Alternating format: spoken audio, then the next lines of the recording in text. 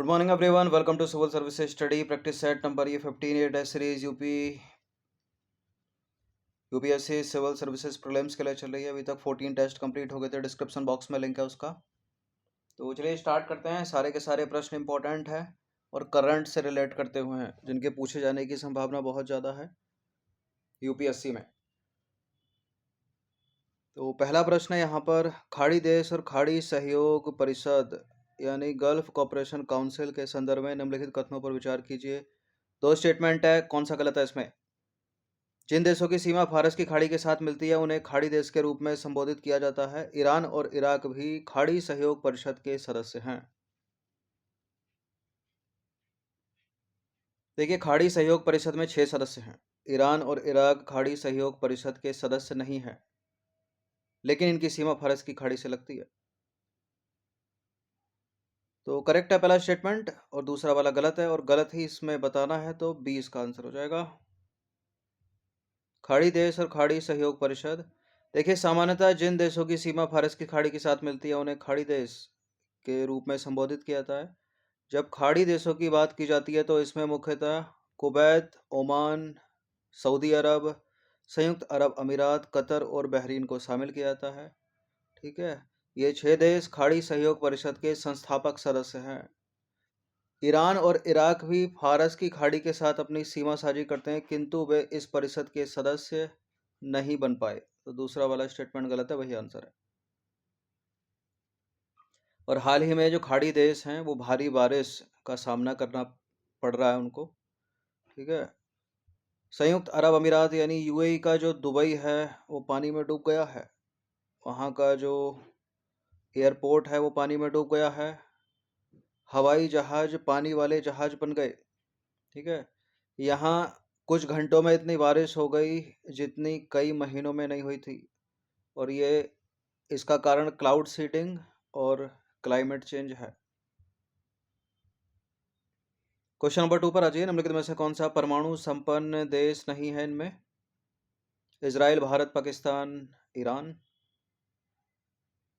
Nuclear power, देखिए भारत के पास तो है परमाणु हथियार, पाकिस्तान के पास भी परमाणु हथियार है, इजराइल के पास भी परमाणु हथियार है, ईरान के पास परमाणु हथियार नहीं है।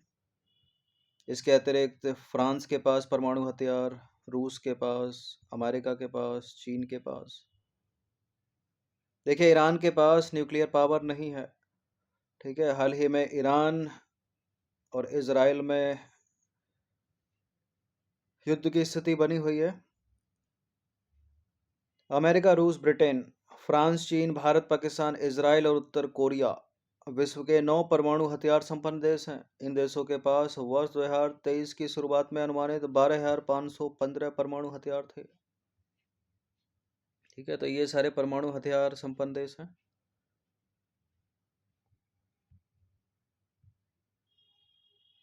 ठीक है, परमाणु हथियार संपन्न देश हैं ये 9। क्वेश्चन नंबर 3 पर आ जाइए। Stockholm International Peace Research Institute यानी सिप्री के संदर्भ में निम्नलिखित कथनों पर विचार करेंगे। सिप्री एक स्वतंत्र अंतर्राष्ट्रीय संस्थान है जो शस्त्र नियंत्रण और निशस्त्रीकरण हेतु अनुसंधान के लिए समर्पित है। इसको स्टॉकहोम में वर्ष 1966 में स्थापित किया गया था। यही सिप्री ही रिपोर्ट निकालती है कि किस देश के पास कितने परमाणु हथियार हैं, उससे संबंधित आंकड़े, कौन सा देश परमाणु संपन्न देश है या नहीं। ये बिल्कुल करेक्ट है, दोनों के दोनों स्टेटमेंट। सी है इसका आंसर। देखिए इसमें जितने भी टॉपिक हैं इंपॉर्टेंट हैं और इसी तरह के टॉपिक से उठाकर यूपीएससी प्रश्न बनाती है, तो इन टॉपिक से पूछे जाने की संभावना बहुत ज़्यादा है। जितने भी टेस्ट हम यूपीएससी के लिए करेंगे वो सारे के सारे इंपॉर्टेंट टॉपिक होंगे, उनको अच्छे से कवर कर लीजिएगा। तो Stockholm International Peace Research Institute SIPRI एक स्वतंत्र अंतर्राष्ट्रीय संस्थान है जो संघर्ष, शस्त्रीकरण, शस्त्र नियंत्रण, निशस्त्रीकरण हेतु अनुसंधान के लिए समर्पित है। स्टॉकहोम में वर्ष 1966 में स्थापित सिप्री जो है नीति निर्माताओं, शोधकर्ताओं, मीडिया और इच्छुक जनता को अपने स्रोतों के आधार पर डेटा विश्लेषण और सुझाव प्रदान करता है। क्वेश्चन नंबर 4 पर आ जाइए। नई सामरिक शस्त्र न्यूनीकरण संधि निम्नलिखित में से किन देशों के बीच है? यानी strategic arms reduction treaty start निम्नलिखित में से किन दो देशों के बीच है? इजराइल और ईरान के बीच, भारत और पाकिस्तान के बीच, संयुक्त राज्य अमेरिका और रूस के बीच, या रूस और यूक्रेन के बीच? ये ट्रिटी थी संयुक्त राज्य अमेरिका और रूस के बीच हुई थी। ये सी है इसका आंसर। देखिए, नई सामरिक शस्त्र न्यूनीकरण संधि यानी स्ट्रेटेजिक आर्म्स रिडक्शन ट्रिटी संयुक्त राज्य अमेरिका और रूस के बीच सामरिक हथियारों में कमी लाने तथा उन्हें सीमित करने संबंधी एक संधि है, और ये संधि 5 फरवरी 2011 को लागू हुई थी। क्वेश्चन नंबर 5 पर आ जाइए। निम्नलिखित कथनों पर विचार करेंगे। 3 कथन है यहाँ पर, और कूट है कुछ इस प्रकार से कि कितने सही हैं बताना है। ईरान जो है उत्तर में कैस्पियन सागर से घिरा हुआ है। ईरान पूर्व में पाकिस्तान और अफगानिस्तान द्वारा घिरा हुआ है। ईरान दक्षिण में तुर्की और इराक द्वारा घिरा हुआ है। देखिए, ईरान दक्षिण में तो फारस की खाड़ी और ओमान की खाड़ी से घिरा है। ईरान पश्चिम में तुर्की और इराक से घिरा है। तो ईरान इंपॉर्टेंट है, इजराइल भी इंपॉर्टेंट हो जाता है। इनसे प्रश्न बन सकते हैं क्योंकि युद्ध चल रहा है यूपीएससी में। तो पहला वाला सही है, ईरान उत्तर में कैस्पियन सागर से घिरा, और डीप मार के ही पूछेगा यूपीएससी। पूर्व में पाकिस्तान अफगानिस्तान द्वारा घिरा हुआ है। तो 2 यहाँ पर सही हो गए। कितने सही हो गए? केवल 2। तो सभी 3 वाला हटा दीजिए, केवल 1 वाला हटा दीजिए, केवल 2। देखिए, ईरान जो है उत्तर में अजरबैजान, आर्मेनिया, तुर्कमेनिस्तान और कैस्पियन सागर से घिरा है, तो पहला वाला सही हो गया। पूर्व में पाकिस्तान अफगानिस्तान से घिरा है, तो दूसरा वाला सही हो गया। दक्षिण में तो फारस की खाड़ी और ओमान की खाड़ी से घिरा है। पश्चिम में है तुर्की और इराक से घिरा, तो तीसरा कथन है गलत। ईरान की जो सीमा है वो 7,680 किलोमीटर तक 1/3 समुद्री तट है। क्वेश्चन नंबर 6 पर आ जाइए। इनमें से कौन ईरान की सीमा को छूता है? बैकाल झील, वोल्कास झील, एरल सागर, कैस्पियन सागर। तो ऊपर था तो पहला स्टेटमेंट में लगा दीजिए कैस्पियन सागर। कजाकिस्तान उज्बेकिस्तान से लगा है एरल। बैकाल झील रूस की हो गई, साइबेरिया की। तो कैस्पियन सागर ईरान की सीमा को छूता है। कैस्पियन सागर दुनिया का सबसे बड़ा अंतर्देशीय जल निकाय है। कैस्पियन सागर यूरोप और एशिया के बीच स्थित है। अब है इंपॉर्टेंट यहाँ पर कुछ। कैस्पियन सागर दक्षिण में ईरान, पश्चिम में अजरबैजान, उत्तर पूर्व में कजाकिस्तान, उत्तर पश्चिम में रूस और दक्षिण पूर्व में तुर्कमेनिस्तान से घिरा है। यानी ये सारे के सारे देश कैस्पियन सागर से सीमा बनाने वाले देश हैं। एरल सागर कजाकिस्तान उज्बेकिस्तान के बीच स्थित है। बैकाल झील रूस के साइबेरिया में स्थित है। बाल्कास झील कजाकिस्तान और चीन के बीच मध्य एशिया में स्थित है। और तीनों मोस्ट इंपॉर्टेंट अपने आप में ही बहुत प्रश्न कॉम्पिटिटिव एग्जाम में बने इनसे और बनते रहेंगे। क्वेश्चन नंबर 7 पर आ जाइए। निम्नलिखित में से किसके द्वारा निर्मित समुद्र के एक संकीर्ण चैनल द्वारा श्रीलंका भारत से अलग होता है? देखिए, जलडमरू मध्य जो होते हैं वो 2 देशों को जोड़ने और अलग करने का काम करते हैं। तो यहाँ श्रीलंका और भारत की बात हो रही है, तो पाक जलडमरू मध्य और मन्नार की खाड़ी, इसका आंसर हो जाएगा डी। श्रीलंका और भारत को पाक जलडमरू मध्य और मन्नार की खाड़ी द्वारा निर्मित संकीर्ण समुद्री चैनल द्वारा अलग किया गया है। पाक जलडमरू मध्य भारत जो तमिलनाडु और श्रीलंका जाफना से जोड़ता है, और मन्नार की खाड़ी जो है वो श्रीलंका में मन्नार द्वीप के समीप स्थित है। अब आ जाइए क्वेश्चन नंबर 8। हाल ही में समाचारों में रही ग्रेट बैरियर रीफ के संदर्भ में निम्नलिखित कथनों पर विचार करेंगे। ग्रेट बैरियर विश्व की सबसे बड़ी प्रवाल भित्ति प्रणाली है। यह ऑस्ट्रेलिया के क्वींसलैंड के तट पर कोरल सागर में स्थित है। हाल ही में किए गए हवाई सर्वेक्षणों से ग्रेट बैरियर रीफ के 2/3 भाग में बड़े पैमाने पर प्रवाल विरंजन की पुष्टि हुई है। प्रवाल विरंजन या मूंगा विरंजन या कोरल ब्लीचिंग, ठीक है, सामान्य एक लाइन में समझ लें तो ये जो रंग बिरंगे कोरल हैं इनका रंग उड़ जाना, ठीक है, ये रंग बिरंगा कोरल ऐसा हो गया, देखिए तो क्या हो गई, प्रवाल विरंजन हो गया, कोरल ब्लीचिंग हो गई। और इसका मुख्य कारण क्या है? जलवायु परिवर्तन के कारण महासागर के तापमान में वृद्धि से होता है सब। तो ग्रेट बैरियर के बारे में 3 स्टेटमेंट हाल ही में न्यूज़ में रही। ग्रेट बैरियर रीफ, ये तीनों के तीनों स्टेटमेंट सही हैं यहाँ पर। तो सभी 3 सही हो गए, बी है इसका आंसर। देखिए, ग्रेट बैरियर विश्व की सबसे बड़ी प्रवाल भित्ति प्रणाली है। ऑस्ट्रेलिया के क्वींसलैंड के तट पर कोरल सागर में स्थित है ये। और ओशियन पूछ ले तो प्रशांत महासागर है। ऑस्ट्रेलिया के अधिकारियों द्वारा हाल ही में किए गए हवाई सर्वेक्षणों से ग्रेट बैरियर रीफ के 2/3 भाग में बड़े पैमाने पर प्रवाल विरंजन की पुष्टि की गई है, जो जलवायु परिवर्तन के कारण गंभीर रूप से संकटग्रस्त का संकेत है और प्रभावों को कम करने के साथ ही इस महत्वपूर्ण पारिस्थितिक तंत्र की सुरक्षा के लिए तत्काल कार्यवाही की आवश्यकता भी है। ग्रेट बैरियर रीफ में पहली बार जो कोरल विरंजन हुआ था वो कब हुआ था, कब देखा गया था? 1998 में देखा गया बड़े पैमाने पर। इसके बाद 2002 में, 2016 में, 2017 में, 20 में, 22 में, 2024 में विरंजन की घटनाएं देखी गई। ठीक है, जब जब देखी गई एग्जाम्स में प्रश्न बने होंगे 2024 में, अभी हाल ही में। देखिए, जलवायु परिवर्तन यानी क्लाइमेट चेंज के कारण समुद्र के तापमान में वृद्धि मूंगा विरंजन या प्रवाल विरंजन या इंग्लिश में कोरल ब्लीचिंग का प्रमुख कारण है। इस चीज को भी याद रखिएगा। क्वेश्चन नंबर 9 पर आ जाइए। ईवीएम इलेक्ट्रॉनिक वोटिंग मशीन के संदर्भ में निम्नलिखित कथनों पर विचार करेंगे। 3 कथन है यहाँ पर, कौन सा इसमें सही होगा? ईवीएम का पहली बार प्रयोग 1982 में केरल के परवूर विधानसभा क्षेत्र में किया गया था। भारत निर्वाचन आयोग द्वारा प्रयोग की जा रही जो ईवीएम है वो अधिकतम 2000 वोट रिकॉर्ड कर सकती है। ईवीएम को बिजली की आवश्यकता होती है, साथ ही एक साधारण बैटरी से भी संचालित हो सकती है। यूपीएससी प्रश्न करती है जो न्यूज में रहते हैं।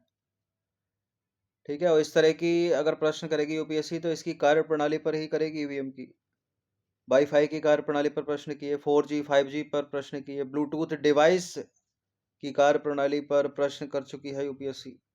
तो ईवीएम न्यूज में कई महीनों से, तो ईवीएम पर अगर प्रश्न बनता है तो उसकी कार्य प्रणाली को लेकर बनेगा। इंपॉर्टेंट यहाँ होगा कि पहली बार भारत में ईवीएम का प्रयोग कहाँ किया गया। ठीक है, 1982 में केरल के परवूर विधानसभा क्षेत्र में किया गया। ठहर, ठीक है स्टेटमेंट। और जो भारत में ईवीएम है प्रश्न उसी पर बनेगा, और जो अधिकतम 2000 वॉट रिकॉर्ड कर सकती है इसको भी याद रखिएगा। ठीक है, ठीक है। और ईवीएम को बिजली की आवश्यकता नहीं होती, साधारण बैटरी से संचालित होती है ईवीएम। तो तीसरा वाला यहाँ पर गलत है। तो कितने सही वो पूछ रहा है, तो 2 सही है यहाँ पर केवल। ठीक है, सभी 3 नहीं है। देखिए, हाल के वर्षों में भारत में चुनावों के दौरान उपयोग की जाने वाली इलेक्ट्रॉनिक वोटिंग मशीन यानी ईवीएम की सत्यनिष्ठा, अखंडता और विश्वसनीयता को लेकर वो चर्चा में रही। विश्लेषण बढ़ते जा रहे हैं। परिचय हम देखें। ईवीएम एक उपकरण है जिसका उपयोग इलेक्ट्रॉनिक रूप से वोटों को रिकॉर्ड करने के लिए किया था। इनका पहली बार जो प्रयोग हुआ 1982 में केरल के परवूर विधानसभा क्षेत्र में किया गया था। तो पहला वाला जो कथन है वो सही हो गया। वर्ष 1998 के बाद से निर्वाचन आयोग ने मतपेटियों के बदले ईवीएम के उपयोग को गति दी और वर्ष 2003 में सभी राज्यों के चुनाव और उपचुनाव में ईवीएम का उपयोग करके आयोजित किए गए थे। और इससे उत्साहित होकर वर्ष 2004 में चुनाव आयोग ने क्या किया? लोकसभा चुनावों में केवल ईवीएम का उपयोग करने का ऐतिहासिक निर्णय लिया। ठीक है,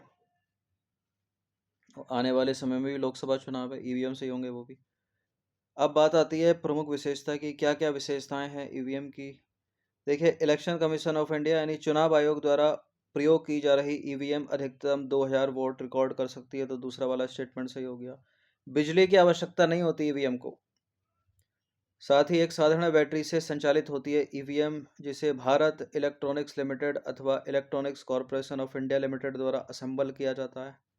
जिसे क्या है यहाँ पर, जिसे ईवीएम। देखिए, ईवीएम में प्रयोग की जाने वाली जो माइक्रोचिप है, एक बार उपयोग की जाने वाली प्रोग्राम योग्य मास्क्ड चिप है, जिसे ना तो पढ़ा जा सकता है और ना ही ओवरराइट किया जा सकता है। इसके अतिरिक्त ईवीएम मशीनों में किसी ऑपरेटिंग सिस्टम का उपयोग नहीं किया जाता, इसको भी याद रखिएगा। तो कितनी चीज़ याद रखनी है? ऑपरेटिंग सिस्टम नहीं है ईवीएम में, बिजली से नहीं चलती, बैटरी से चल सकती है। अधिकतम क्षमता भारत की ईवीएम 2000 वोट रिकॉर्ड कर सकती है। पहली बार उपयोग कहाँ किया? केरल के परवूर क्षेत्र के विधानसभा चुनाव में। और वर्ष 2004 में चुनाव आयोग ने निर्णय लिया कि अब जितने भी लोकसभा चुनाव होंगे वो ईवीएम से होंगे। अब एक तो ये हो गया, एक है वीवीपैट। वीवीपैट से भी प्रश्न बन सकता है। वीवीपैट के बारे में कौन सा कथन सही है? यह ईवीएम से संबंधित एक स्वतंत्र सत्यापन प्रिंटर मशीन है। वर्ष 2019 के लोकसभा चुनाव में सभी सीटों पर वीवीपैट का इस्तेमाल किया गया। वीवीपैट मशीनों तक केवल मतदान अधिकारी की पहुंच होती है। इससे जो पर्ची निकलती है वीवीपैट से, मतदाता उसे अपने घर ले जा सकता है। देखिए, वीवीपैट एक प्रिंटर मशीन है देखा जाए तो। इसको ईवीएम से जोड़ दिया जाता है। अब जैसे कोई वोट डालने गया, अपने चुनिंदा उम्मीदवार का उसने बटन दबाया, तो कुछ 5 से 6 7 सेकंड तक एक पर्ची वहां पर प्रदर्शित होती है, निकल कर आती है। तो उससे ये सत्यापन हो जाता है कि उस मतदाता ने जो जो चुनाव चिन्ह वहां पर दबाया है वही लगा है। ठीक है। उसी की पर्ची निकल के आएगी और वो पर्ची एक बॉक्स में गिर जाती है। तो इस पर्ची को मतदाता अपने घर नहीं ले जा सकता। बाकी वीवीपैट के बारे में पहला दूसरा तीसरा सही है, चौथा गलत है, वही आंसर है। वीवीपैट क्या है? वीवीपैट का फुल फॉर्म है यहाँ पर voter verifiable paper audit trail, यानी मतदाता सत्यापित paper audit trail. Electronic voting machine से संबंधित एक स्वतंत्र सत्यापन प्रिंटर मशीन है जो मतदाताओं को यह सत्यापित करने की अनुमति देती है कि उनका वोट उचित तरीके से दर्ज किया गया है। वर्ष 2013 में नागालैंड के नोकसेन विधानसभा क्षेत्र के उपचुनाव में पेश किया गया था इसको पहली बार। और वर्ष 2019 के लोकसभा चुनाव में सभी सीटों पर वीवीपैट का इस्तेमाल किया गया। कार्यक्षमता: वीवीपैट मशीन ईवीएम पर बटन को क्लिक करने के बाद लगभग 7 सेकंड, कितने 7 सेकंड हेतु मतदाता द्वारा चुनी गई पार्टी के नाम और प्रतीक के साथ पर्ची मुद्रित करती है। मतदाता इस पर्ची पर अपने द्वारा दिए गए चुनाव चिन्ह को देख सकता है, किंतु इस पर्ची को अपने साथ नहीं ले जा सकता। तो एक तरह से सत्यापन पर्ची है वो, ताकि इलेक्ट्रॉनिक वोटिंग मशीन पर जो उसने बटन दबाया वही वोट गया नहीं गया उसका। तो चौथा वाला गलत है। और इसके बाद जो मुद्रित पर्ची है अपने आप कटकर, मतलब कट होकर वीवीपैट के सील बंद ड्रॉप बॉक्स में गिर जाती है। तो घर तो ले जा नहीं सकता उसको। वीवीपैट मशीनों तक केवल मतदान अधिकारी की पहुंच होती है। तो ये 10 प्रश्न थे इंपॉर्टेंट, बिल्कुल टू द पॉइंट हैं, इंपॉर्टेंट टॉपिक हैं। इसी तरह के टॉपिक को उठाकर प्रश्न बनाएगी यूपीएससी और पूछे जाने की संभावना बहुत ज़्यादा है। इन प्रश्नों को प्रैक्टिस करते रहिए हर दिन। ठीक है। बाकी जीएस की तो बहुत प्रैक्टिस कराई है टेस्ट सीरीज में, यूपीपीएससी की सीरीज के नाम से। धन्यवाद।